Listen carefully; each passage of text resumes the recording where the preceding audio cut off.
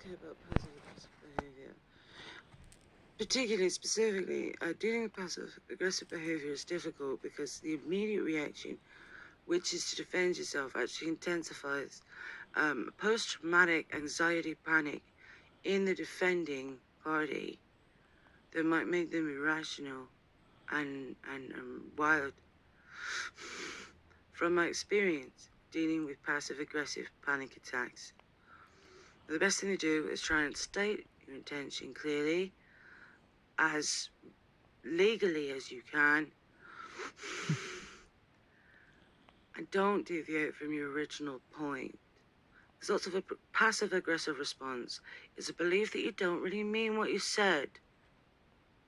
So they've done something where they don't really mean what they said. Do you understand?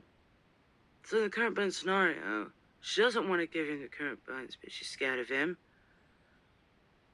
He will eventually get the current burns and she'll be injured. So if she gives him the current burns before he hits her, he might never hit her. And that's worth gambling. Right?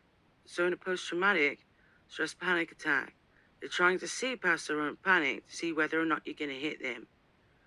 Now, I'd say on the other side, that from your own evidence, literal evidence, you might be having to specifically identify person to person better, which was my beef about crack blindness, actually. Crack blind panic attacks are a bane to me, actually, a burden.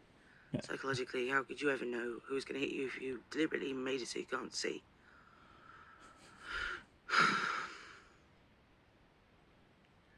Here's the thing.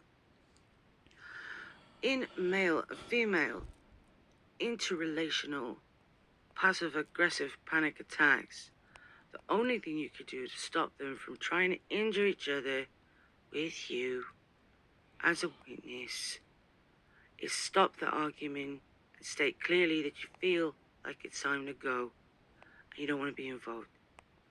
Okay?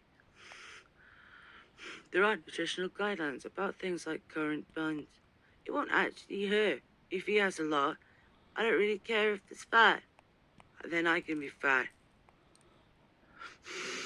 If everyone was fat, no one would notice anybody else was fat.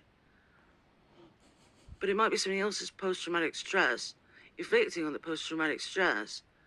The panic about being fat would be ugly, and being like erotic to people thinly is better than cake.